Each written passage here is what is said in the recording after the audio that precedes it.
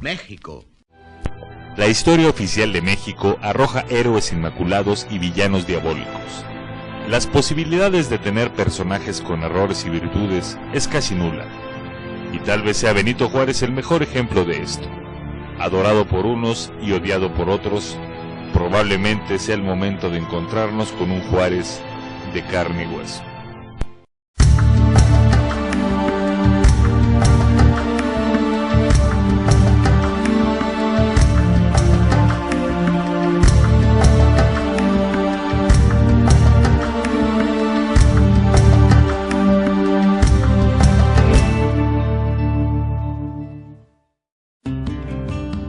Lo primero que nos preguntamos es, ¿de dónde salió este indio zapoteca que llegó a ser presidente? ¿Es cierta la visión del pastorcito que nos vende la historia oficial? Sí, ciertamente él vivía en una sierra de Oaxaca, él ahí nació, él es un indio zapoteca, ¿sí? Nació sin hablar el castellano, ¿sí? El castellano lo aprendió a los 12 años de edad, cuando él decide salir, ¿no? de San Pablo Guelatao en la Sierra de Ixtlán en Oaxaca, ¿no? Pues mira, de pronto han salido muchas teorías que dicen que no era tan pobre como cuenta la historia oficial y que en realidad no tenía ningún problema en su vida económicamente hablando. Es muy poco probable porque finalmente Juárez nació en Guelatao y Guelatao era entonces un pueblo en la Sierra de Oaxaca donde había algo así como 20 familias indígenas zapotecas que se dedicaban al campo. Y efectivamente su dominio del español era muy escaso en su infancia y él por necesidad, por deseo, se trasladó a la ciudad de Oaxaca, eso es verdad. Pero ¿qué oportunidades reales hay para un indígena que apenas habla bien el español en la Oaxaca del siglo XIX?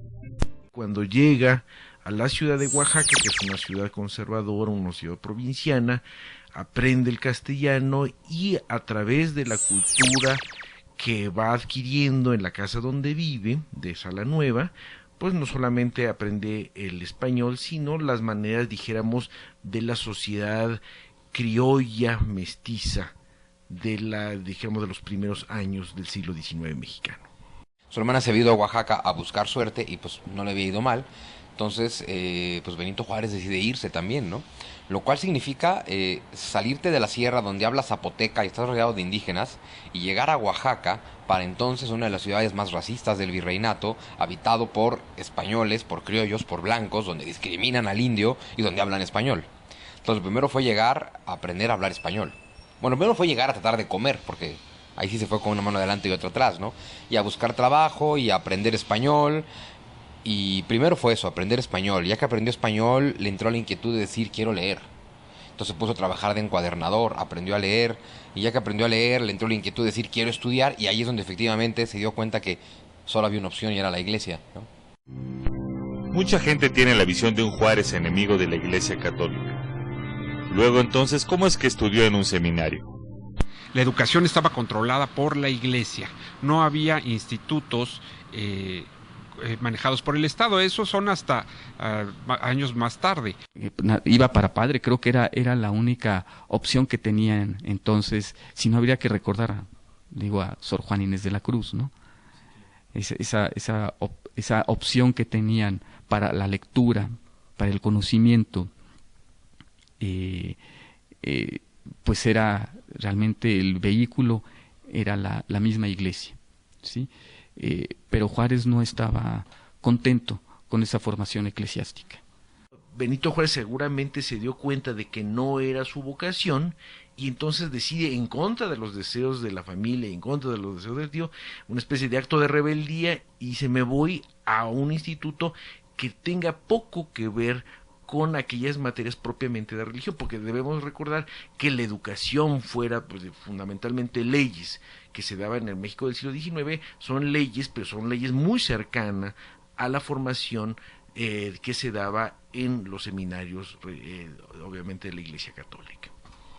Yo creo particularmente, porque hay mucha gente que dice que Juárez traicionó a la iglesia, porque la iglesia lo educó y luego los votó y los traicionó y les hizo leyes en su contra y una serie de cosas, ¿no? Para mí es algo muy simple. Pasó con Juárez, como pasó con Hidalgo, como pasó con Morelos, como pasó con muchos que se metieron al seminario no por vocación religiosa, sino por vocación de comer, en el caso de Juárez, y vocación de estudio también, en el caso de Hidalgo, de Morelos, vocación de estudio en particular. Es decir, pues entra al seminario porque no hay de otra. En cuanto tiene suficientes conocimientos, que ya habla español, que habla un poco de latín, que ya conoce de gramática, de retórica, en fin, de lo que te enseñan en el seminario, desde luego un poco de filosofía, de teología, se siente, me parece a mí, con los conocimientos suficientes para decir, ya puedo votar el seminario, porque nunca le interesó ser cura. Y esta decisión no solo cambió la vida de Juárez, sino del México del futuro, pues su interés por otro tipo de conocimiento lo llevaron a graduarse como abogado, mientras que las lecturas liberales formaban el principio del político recio y decidido en el cual se convertiría años después. Yo creo que se acaba metiendo a la política porque se da cuenta que pasaba en ese entonces, como pasa hoy tristemente, pero más en esa época, que la única forma de asegurarte un empleo con un salario que te va a llegar es trabajar en el Estado. Entonces dice, pues a meterse en la política, ¿no? Finalmente, Juárez fue un hombre hábil políticamente, una persona que tiene interés político, por la política, empezar a buscar alianzas.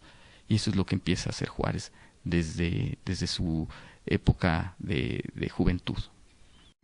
El ascenso de Juárez fue tan veloz que llegó a ser diputado local e incluso se convierte en diputado federal por Oaxaca, puesto que lo hace visitar por primera vez la Ciudad de México.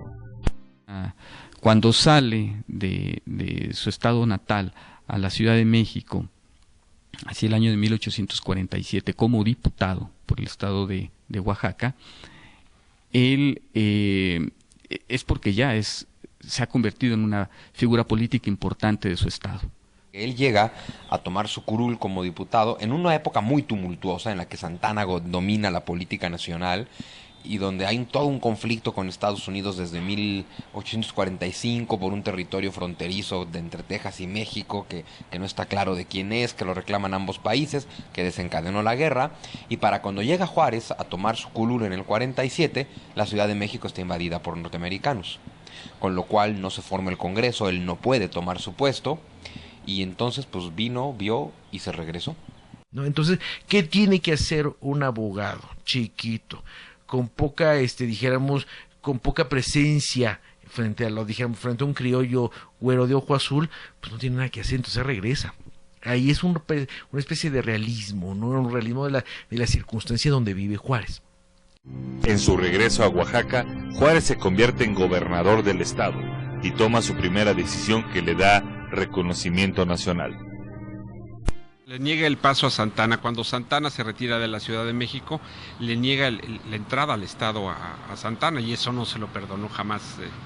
Para mí aquí lo interesante es plantear pues al indigenita Juárez, que debería ser una cosita así como de unos 50 y poquito, plantándosele sin ningún conflicto al arrogante, petulante de Santana, que finalmente pues es un criollo aristócrata de unos 70, de espaldas anchas, soldado, que tendría que imponerle a alguien como Juárez. Y Juárez, pues así chiquito y todo, y dice, pues por aquí no puedes pasar.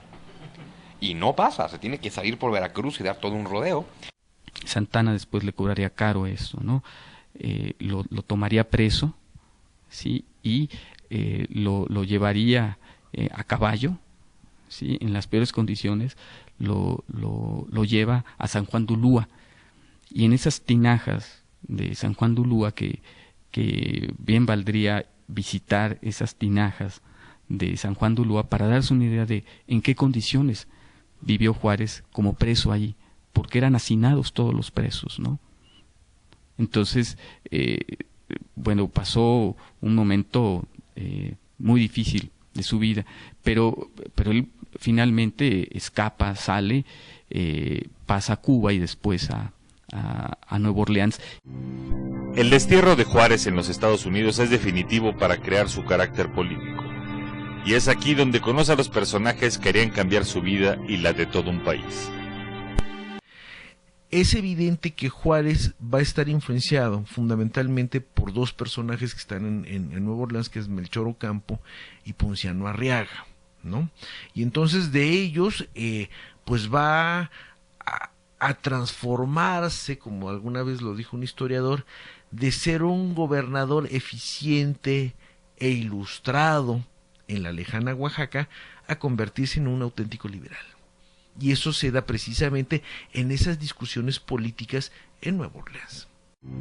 Y mientras todas estas mentes liberales planeaban un futuro republicano para México, la dictadura de Santana, que para 1854 ya era conocido como Su Alteza Serenísima, era atacada por lo que se conocería como el Plan de Ayutla, comandada intelectualmente por Ignacio Comonfort y militarmente por Juan Álvarez. Esto es lo que hace regresar a Juárez a México. Y pues bueno, esta revolución de Ayutla efectivamente logra que Santana salga huyendo del poder, que salga del país, y es finalmente la revolución que lleva a la primera generación de liberales al poder. Ya con los liberales en la presidencia de la República, surge la Constitución de 1857, la cual generó la división total del país, pues los conservadores no estaban de acuerdo con ella y planearon un golpe de Estado llamado el Plan de Tacubaya. Y aquí comienza la historia de la llamada Guerra de Reforma. La Constitución de 1857 es una constitución liberal moderada. Y luego del triunfo de la Revolución de Ayutla, de Juan Álvarez, sube a la presidencia Ignacio Comonfort, ¿no? Jura él como presidente de México ante la Constitución del año de 1857. Después sabemos la historia. Él dará un golpe de Estado contra esta Constitución y tomará preso a Benito Juárez precisamente aquí en Palacio Nacional. Sin embargo, lo que le dice Juárez es: tú, Ignacio Comonfort, acabas de desconocer la Constitución que te llevó al poder. Por lo tanto, acabas de desconocer tu propia presidencia. Acabas de renunciar a tu presidencia. Y la Constitución, que sigue vigente, porque ni yo la he desconocido, ni el Congreso la ha desconocido, dice que si falta el presidente por la razón que sea, es el presidente de la Suprema Corte quien debe tomar el poder. Y como tú, al desconocer la Constitución, acabas de renunciar a la presidencia, yo soy el presidente de México. Pero a pesar de que Juárez era legalmente presidente, los conservadores habían tomado la Ciudad de México, y con Félix María Zuluaga al frente, desconocen la Constitución de 1857, y esto lleva al mismo Zuluaga a ocupar la presidencia interina de México.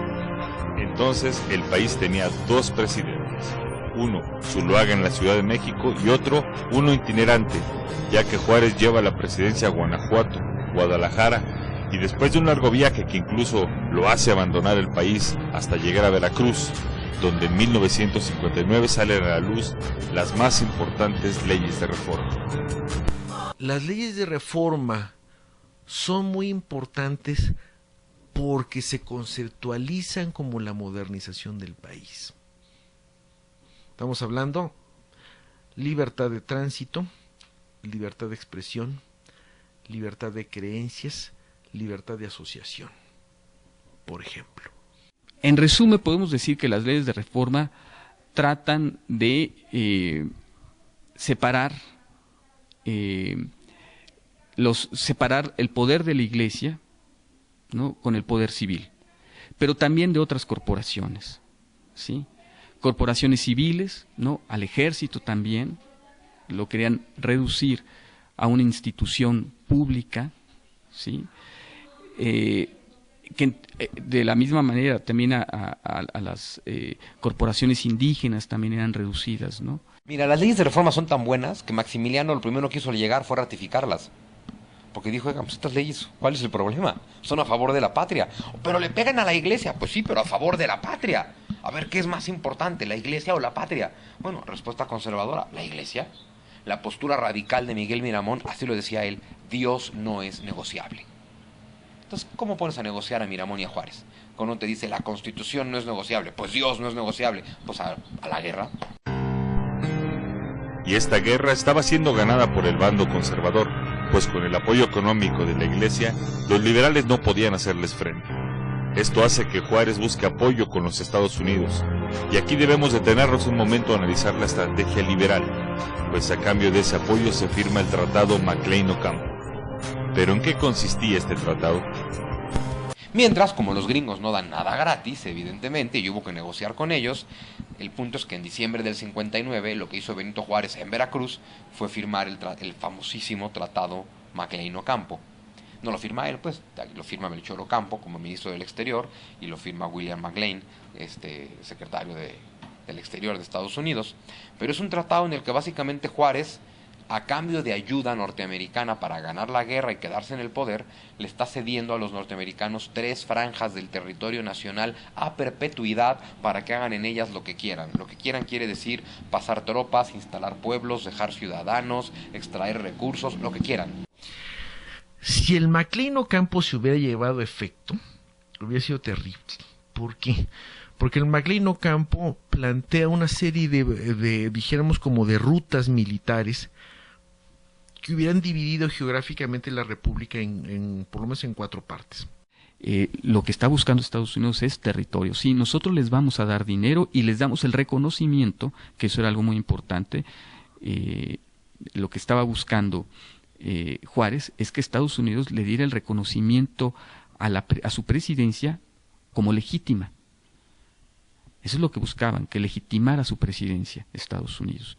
Entonces decían, les reconocemos a Juárez como presidente legítimo, y les damos dinero, pero nosotros necesitamos territorio y un paso a perpetuidad por el Istmo de Tehuantepec. La historia jugó a favor de Juárez.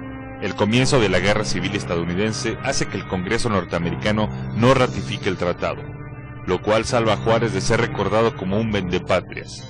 Sin embargo, los conservadores no pensaban tan diferente, pues al mismo tiempo que los liberales entregaban parte del país a los Estados Unidos, Juan Nepomuceno Almonte, hijo de Morelos, negociaba con Europa la llegada de un monarca extranjero a México. Sí, bueno, primero cuando fueron a ofrecer la corona a Maximiliano, Juárez estaba sentado muy bien en la capital. Ya había triunfado el ejército constitucionalista y eso fue lo que orilló a un grupo de expatriados a solicitar ayuda. De hecho, Almonte, que es uno de ellos, pues es de los derrotados de la guerra. Los conservadores realmente eran profundamente nacionalistas. El problema de la percepción que hay en cuanto a la independencia o soberanía de México es muy distinta de la que tenemos nosotros ahora. No se veía contradicción alguna entre traer un monarca extranjero y que México siguiera siendo un país soberano e independiente. La elección de Maximiliano tiene mucho que ver con esto, de que fuera extranjero. Al contrario, en vez de verlo mal, lo veían como un punto a favor. Porque un extranjero, decían ellos, no tiene espíritu de partido ni de uno ni de otro. No está involucrado ni comprometido ni con conservadores, ni con liberales, ni con un grupo tal o cual. Entonces eso era algo a favor.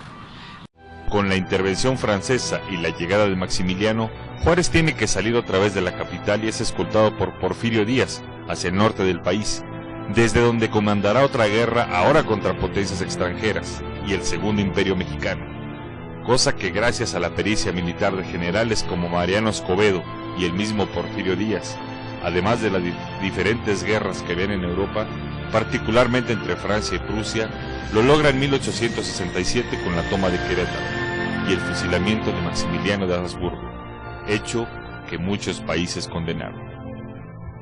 Mire, yo que he estudiado bastante esa parte, si uno lee, por ejemplo, los editoriales del The Times de Londres, que es el periódico que forma opinión pública en la Inglaterra victoriana, bueno, nos ponen no solamente a Juárez, sino a México como pueblo, como nación, como unos auténticos salvajes, ¿no?